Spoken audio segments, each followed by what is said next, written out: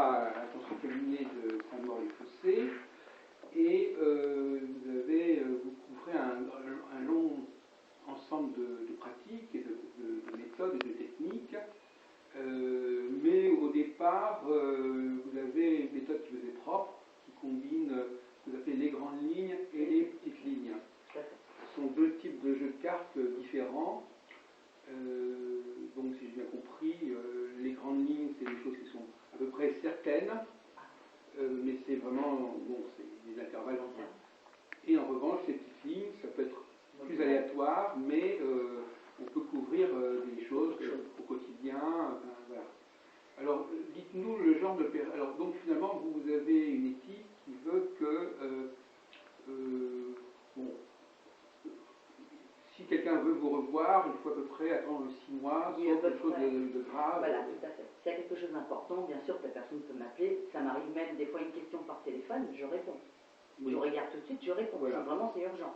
Si ensuite la personne veut revenir au cabinet pour approfondir, c'est différent. Bien sûr qu'elle peut revenir.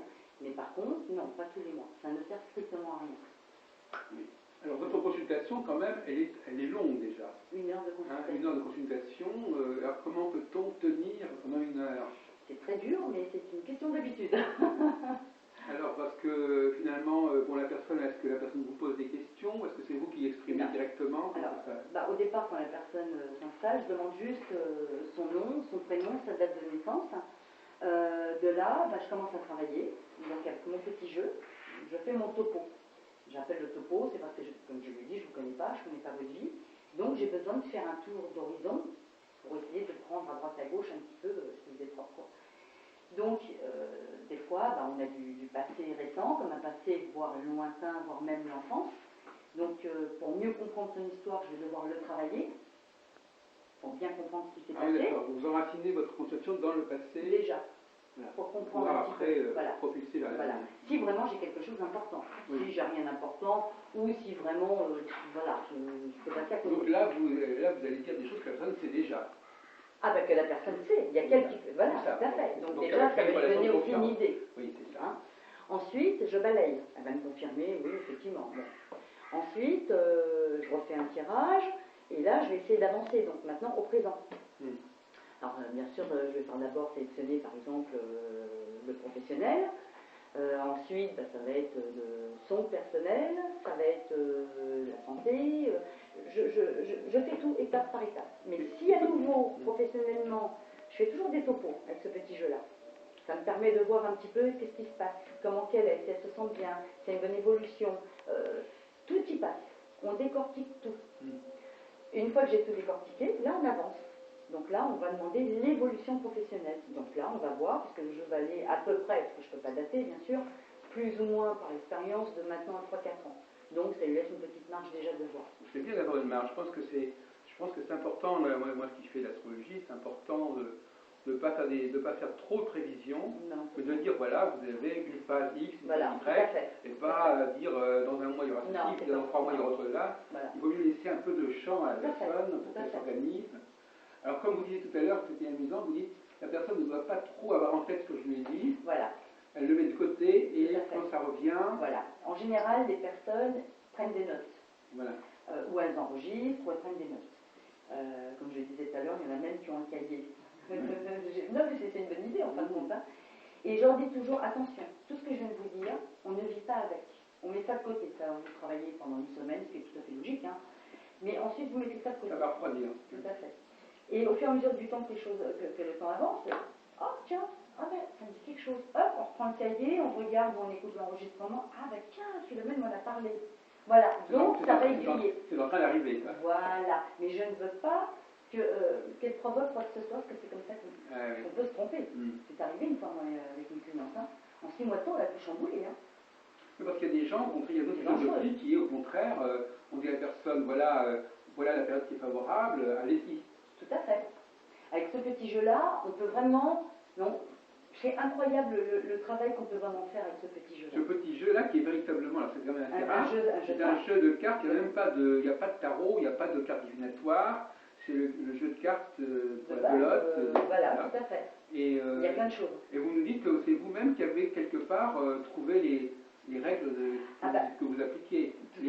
qui avait mis les codes en place. Ah mais tout à fait, mais c'est venu tout ça, je sais pas comment vous dire, je l'ai travaillé pendant très longtemps, parce que je vous dis, ma mère n'a jamais voulu m'en parler, hein. Et pour moi c'est ma grand-mère, ça j'en suis sûre, c'est elle qui m'a toujours guidée. Et au fur et à mesure, parce que je mettais les mains comme ça, vous savez, je manipulais les cartes, puis j'attendais un petit peu, oh je commençais à ressentir des choses, je la posais, j'en prenais une autre, puis après je les battais, après j'ai commencé à faire le jeu, comme je vais le montrer en croix. Eh ben, il faut attendre un petit peu, puis hop, ça vient, il y a plein de mots qui arrivent, il y a plein de... Voilà. Puis à force de le pratiquer... Enfin, il ne faut pas oublier quand même que vous êtes médium. Ah, je suis médium. Donc, il y a, en dehors de ces supports, ça déclenche aussi des flashs qui vont au-delà de... quelqu'un qui n'aurait pas cette médiumnité, il ne pourrait pas en tirer aussi autant de profit des cartes. Non, j'en connais qui ont appris, parce que ce jeu de cartes, il y a des livres. Hein. Oui, moi, j'ai une cliente qui a... Tout à fait. Mais alors, ça, il travaille d'après le livre, carrément, il ouvre le livre à la bonne page et ça ne donne pas du tout. Que là, non. Là, je vous dis, quand vous sortez le jeu, on peut faire un jeu. Si je veux, à la limite, j'aurais même pas besoin de tarot. C'est parce que j'adore celui-ci. Mais ce petit jeu-là, je vous promets que quand on l'a en main, il est complet. Il est vraiment complet. Mais vous pourriez faire un petit manuel, vous, aujourd'hui, avec ce jeu? Ah ben, je suis en train de faire un petit jeu de cartes. Oui. Ça fait déjà 3 ans que j'ai commencé, mais le temps pour le terminer. Il ressemble à quoi? Il est juste comme ça? Ah, c'est différent, non. Mais bon, il y aura le jeu simple dessus, parce qu'il y aura les il y aura votre interprétation à côté. Fait. Ah, mais il est complet. Voilà, donc c'est-à-dire qu'il y a la carte, et en dessous, il y a un petit texte, peut-être. Alors, il faut le petit livret explicatif, il va falloir que je le fasse. Là, voilà, c'est juste un petit tarot sur tout ce qui est bijoux. J'étais inspirée, je ne sais pas. Un soir, j'ai vu un flash, je voulais me faire un jeu de cartes. Et je sais pas, je suis en train de fumer une cigarette sur le balcon un soir. Et on m'a montré des bagues. Et je me suis dit, bah tiens, pourquoi pas. Et c'est vrai que ça m'a vraiment... Le tarot des bijoux. Et il est complet, hein, parce que il y a vraiment les saisons qui sont dessus. Tout y est, comme le petit jeu de cartes. Mais j'espère que ça va sortir bientôt. Il faut que j'arrive à le terminer. Il faut trouver un éditeur aussi, enfin bon. Oui, ça aussi. Alors, on va passer au côté médium. Alors, vous captez les lieux, c'est ça? Vous captez les énergies, vous captez les entités? Énormément. Même dans des lieux historiques, par exemple, des églises, des châteaux. Des châteaux, des vieilles maisons. Et vous pouvez éventuellement, je ne sais pas si vous m'avez dit, comment dirais-je, purifier le lieu? Oui, aussi. Ça, je le fais pour ma famille, mes amis. C'est vrai que par contre, c'est très prenant. Attention, parce que est quand même malade. Hein. Ah oui. Moi, pendant 3 jours, je suis pas bien. Vous allez gonfler, et le temps que ça sorte, ça va être... Enfin, ça dépend à quel degré aussi. Hein. Sinon, c'est vomissement, diarrhée... Et c'est vrai que vous êtes aussi magnétiseuse. Magnétiseuse. Donc donc là aussi, vous pouvez intervenir quand même. Alors, j'ai magnétisé à un moment donné, mais ça me plaisait beaucoup.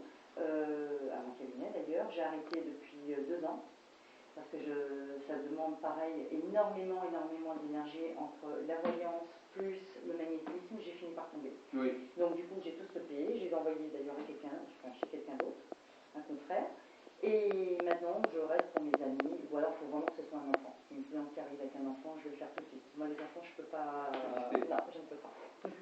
Mais est-ce que, d'une certaine manière, enfin, une question un petit peu provocatrice, mais est-ce que vous pouvez aider la personne à ce que sa vie se passe bien, si je veux dire? Alors, oui, j'ai soutenu et aidé beaucoup de gens, effectivement. Je ne les lâche pas. C'est-à-dire que si la personne vient à mon cabinet, d'ailleurs là, j'ai une personne qui est venue samedi que je vais commencer à aider aussi. Déjà, on va purifier sa maison. Ça, je vais le faire parce qu'elle a vraiment besoin d'aide.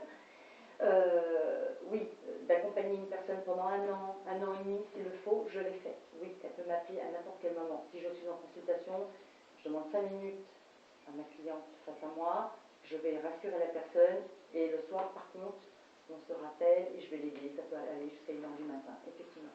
Donc il y a une espèce de... En vous écoutant, c'est un petit peu troublant parce que à la fois il y a des gens que vous aidez beaucoup, mais d'un côté, vous n'avez pas les gens qui veulent que vous les aidiez alors que vous n'avez pas conclu un accord avec eux sur ce sujet. Non, j'aide des gens qui veulent, bien sûr, c'est pas ça. Moi, les personnes qui me demandent, je ne vais pas les refuser. Mais maintenant, je vais aller au plus urgent. Si j'ai une personne suicidaire, forcément, je vais aller dans ce sens-là. Les jeunes vont mal. Les jeunes de 20 à 30 ans, j'en ai eu plein. J'en ai eu plein. Mais c'est triste. Moi, j'avais prévenu une cliente. J'ai eu très peur. Et les enfants aussi. Justement, elle s'est pendue 2 ans avant. J'ai eu très peur. Je l'ai prévenu. Attention, il l'a fait. Et ça, moi, je dis toujours, quand il y a des enfants, bon, ça peut arriver chez chez les adultes, bien sûr. Mais moi, en urgence, bien sûr que ça va être d'abord, D'accord. bien sûr. Parlez-nous de ce tarot, de ce jeu-là. Le tarot persan, parce qu'on ne le connaît pas tellement bien, mais il est très utilisé apparemment. Oui, il est très beau ce persan. Alors, qu'est-ce qui caractérise, il vous parle Ah, énormément. Pareil, c'est le jeu qui va prendre la suite du jeu simple, hein, qui va nous donner des grandes lignes du futur. Bon, bien sûr qu'on peut faire un autre travail aussi avec, hein, mais la manière que je le travaille moi, il parle très très bien. Ça, c'est les grandes lignes. Donc, alors, qu'est-ce que vous appelez justement les grandes lignes? Les grandes lignes, alors, c'est ce qui va se passer. Comment vous expliquer? Les grandes lignes, c'est, admettons, je sais pas moi, dans 5 ans, il va y avoir une nouvelle vie pour vous. C'est-à-dire qu'il y a une autre échelle de temps. Tout à fait. Vous savez, on arrive toujours à la fin d'une phase de vie pour démarrer sur quelque chose de nouveau. Et ça, on peut parler justement des grandes lignes. Des grandes choses qui tombent. Donc quand vous sortez ça, vous savez que c'est vraiment sur des périodes relativement longues, oui, avec des délais pour que les choses se fassent. Voilà, alors moi c'est ce que je dis aux clients. On peut se retourner. Voilà, je ne peux pas dater, bien sûr, mais toujours par expérience, le jeu va prendre la suite du petit simple, qui va aller jusqu'à 10 années à peu près. À peu près. Maintenant, ça peut arriver avant. Ça peut être 5 ans, 7 ans, 8 ans, 6 ans, je ne sais pas. Mais la marche va aller sur 10 années, à peu près. Alors, vous pensez que ça, c'est une question un peu naïve, dans quelle mesure ça peut être utile aux gens, finalement? Ça les aide. Tout ça. Ça les aide, bon, déjà, au niveau du tarot, vous voulez dire? Oui, enfin, je veux dire, comment peut-on vivre avec, et qu'est-ce que ça peut apporter que d'être prévenu, d'être averti? Alors, ça peut prévenir de beaucoup de choses. De valider non, ça peut aiguiller sur beaucoup de choses, sincèrement. Je sais pas, moi, vous venez comme beaucoup de gens, malheureusement, on vient de se séparer, on vient d'avoir la perte de son conjoint ou d'un enfant. Bon, déjà, la personne, elle est faible, elle est mal, bien sûr qu'elle a besoin d'être rassurée. Bon, maintenant, je ne veux pas dire qu'on va les rassurer s'il n'y a rien à rassurer. Non, c'est faux ce que je dis. Je veux dire, ça va les aider. On va commencer à leur montrer la vie, comment ça va se passer derrière, et qu'il y a encore des belles choses, hein, et des bonnes choses. Hein. Voilà, il n'y a pas que le mauvais côté. On va relativiser ce qui se passe. Mais bien sûr. Bon, comme j'explique, dans la vie, malheureusement, c'est pas fait de ligne droite. Il y a énormément de virages, et ça, malheureusement, il faut les passer. Hein. Et c'est ça la vie. Mais je veux dire, regardez, il y a des belles choses derrière. Il faut y croire, voilà. Il faut toujours leur donner un espoir quand c'est vrai, bien sûr. Il ne faut pas non plus leur faire plaisir et mentir. Ça, non. Donc ça, c'est une question classique, c'est de se savoir sur l'avenir d'où il vient, qui nous le donne. Alors là, très bonne question. Et est-ce que c'est écrit? Écoutez, celui qui nous le donne, il voit qu'il va savoir où est-ce qu'il va prendre son information. Et est-ce que ça veut dire que nous, ce qui va nous arriver, c'est déjà inscrit dans le marbre? Ah, mais j'en suis sûre. Mais j'en suis sûre, moi. Et qu'il y a une raison à tout ça. J'en suis sûre. J'en suis persuadée. Donc on va fouiller dans quelque chose qui est programmé déjà. J'en suis persuadée. Oui. Ah oui, j'en suis persuadée. Parce que c'est pas possible. Bon, je pense que maintenant n'importe qui peut développer, bien sûr. Je pense que tout le monde peut avoir un petit sens lequel on peut le développer et le travailler. Maintenant, quand on est avec, de toute manière, vous ne choisissez pas. Hein. On vous met devant, puis boum, tiens, débrouille-toi. C'est ça en fin de compte. Moi, personnellement, c'était un traumatisme, hein, comme je vous expliquais tout à l'heure. Hein. Après, on grandit avec. Maintenant, je me dis, je ne l'aurais pas. Je serais malheureuse. C'est ma moitié. Mais maintenant, c'est vrai que moi, je dis qu'il y a quelque chose là-haut. Je sais pas. C'est un destin individuel ou collectif, à votre avis, que nous avons? Non, collectif, je dirais quand même. Oui. Moi, je pense. Mais maintenant, je sais qu'après, chacun a sa protection, Moi, je sais que mon père, qui est décédé il y a 10 ans, mon père m'a aiguillé sur beaucoup de choses. Il y a eu l'écriture automatique pour ma mère, il nous a prévenu énormément de dangers. Mon père qui venait me voir en rêve, donc des rêves prémonitoires, beaucoup de choses qui s'est passées pour moi, et que quand j'ai revu la scène, je me dis, mais c'était vrai, mon père il est venu me prévenir. Mon père s'est matérialisé, mon père m'a dit au revoir maintenant. Et je me dis, mais l'au-delà, il y a plein de choses à... Moi personnellement, j'y crois. Alors je voudrais savoir justement, vous avez parlé un petit peu de l'astrologie pour vous, la situez où par exemple? Alors moi j'y crois beaucoup à l'astrologie parce que je connais quelqu'un en parallèle qui fait de l'astrologie et c'est marrant parce que je trouve que ça se complète. Moi je pense que l'astrologie c'est... Parce que l'astrologie, non, parce que des rythmes, il y a tout un calcul aussi. Mais je veux dire, je trouve que c'est... Enfin, moi, je ne suis pas astrologue. Vous avez tout comme parfois, vous dites je suis Capricorne, j'aimerais vous parler. Ah, vous oui. référez à... Enfin, c'est pas... Oui. Alors, bah, bien sûr que dans les signes, forcément, il y a toujours des caractères. Enfin, vous ne croyez pas, vous ne connaissez... Donc parfois, vous allez voir votre ami astrologue pour faire des choses. Non. Il vient me voir aussi. J'ai envoyé aussi des clientes qui sont ravies, de l'avoir rencontré. Et c'est vrai que même ces personnes me disent, c'est marrant parce que en fin de compte, on a l'astrologie et on a la voyance que j'ai fait. Bah, il y a beaucoup de choses qui... Donc ça va éclairer avec le petit jeu par rapport à l'astrologie. C'est un complément, quoi. Et alors, donc, quand on voit sur votre table, est-ce que la prière est importante pour vous quelque part? Alors, à votre niveau personnel ou au niveau de pour vous? Pour moi. Avant de démarrer une consultation, j'ai mon eau bénite, c'est la variation bénite, les cartes. Hein. Je bats toujours mes cartes en faisant mes prières, et puis je demande mes protections, et puis après, voilà, je peux... Tous les jours, vous faites ça en début de journée, en début de travail? Avant de démarrer ma première consultation. Ah oui? Toujours. C'est cela. Vous remerciez aussi quand vous avez accordé ce don? Toujours. Mais je suis une femme de prière. Hein. Tous les soirs avant de m'endormir, depuis l'âge de 12 ans, je vous dis, hein, je fais mes prières, je demande même pour tout le monde. Hein. Ah bon, vous pouvez aussi intercéder ou demander? Je demande énormément, même pour les élèves, pour que j'en ai... Ah oui, ça va. Ah oui. Et si je vous disais que vous êtes une bonne sœur, moi, à 12 ans, vous croyez? Oui, pourquoi pas. Non, mais c'est pas des blagues, hein, ce que je vous dis. Hein. Je le voulais vraiment. Hein. Mais vous l'êtes d'une certaine façon. Non, mais c'est vrai, c'est d'une façon d'être une sainte. Hein. Je ne sais pas. Mais c'est vrai que quand j'y repense, je me dis. Et même à 30 ans, ça m'a alerté. J'avais dit à ma mère, tu sais, j'aurais pas été mariée, j'aurais pas eu des enfants, je crois que je serais vraiment rentrée dans les enfants. C'est pas des blagues. Vous allez rire, mais c'est pas des blagues. Il n'est jamais trop tard, mais. Non, mais là, ça y est, ça m'est passé, mais voilà, c'était quelque chose qui est resté très longtemps. Oui, donc finalement, à la fois, il faut laisser les choses le temps au temps, mais en même temps, il faut aussi éventuellement prier pour intercéder. Moi, je sais que je demande beaucoup, même pour certains clients qui sont en détresse, je demande beaucoup, donc je demande pour ma famille, bien sûr. Hein. Et puis, je sais pas, moi, si j'ai une personne qui arrive, qui est complètement désespérée, ben oui, bien sûr, je vais demander. Ça m'est déjà arrivé d'aller mettre un cierge à l'église en support pour me demander davantage. Alors, est-ce qu'on a oublié quelque chose dans tout ce qu'on a regardé, là, tout ce qu'on a abordé? Est-ce qu'il y a des cordes à votre arc qu'on n'a pas signalées? Oh, bah après, c'est plus amusement. Après, ça va être, l'encre, marre de café, je m'intéresse à tout. J'ai tout.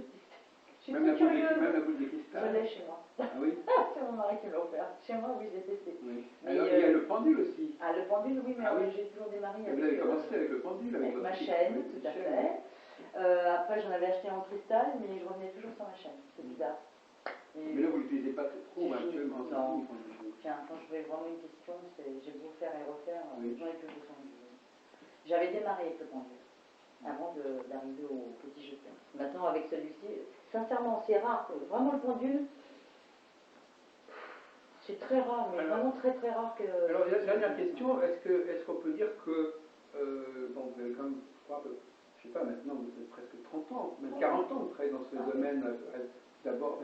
Est-ce qu'il y a eu une évolution, une progression? Est-ce qu'on peut dire qu'il faut un certain temps pour être une bonne voyante? Je pense quand même. Vous situez comme, ça fait combien de temps que vous êtes vraiment une bonne voyante, Philomèle? Depuis de 25 ans?